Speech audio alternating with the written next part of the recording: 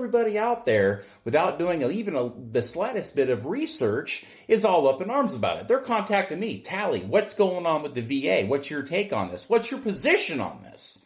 And I'm like, have you ever driven down the road and seen about 12 guys standing in a circle watching one guy work? Well, that's basically what's been going on with the VA. Under the Trump administration, I had a hell of a lot less emails and messages and phone calls and everything else of veterans that were in need and at risk than I had under the Biden administration. Under the Biden administration, those numbers shot through the roof. Veterans were feeling disenfranchised. Loss of life was increasing. They couldn't get appointments at the VA. They were getting canceled appointments at the VA. They couldn't contact their members of Congress because they wouldn't get a return call or a return message or whatever it may be. I get messages all over the country constantly. But those numbers were not as high. It was a fraction under the Trump administration.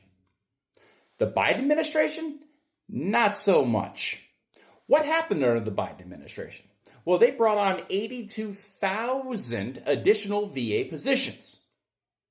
Now, how are you going to try to tell me that Trump was running a more effective VA than Biden when Biden had an additional 82,000 employees? Well, it's quite simple. You remember what I was telling you about? You got those 12 guys in a circle watching one guy work? That's exactly what has been happening. Not to mention, we have 53,000 independent contractors that are walking within the halls and the walls of the VA that are clinicians, all the way up to your heart surgeons and everything in between. Veterans care will not be hit.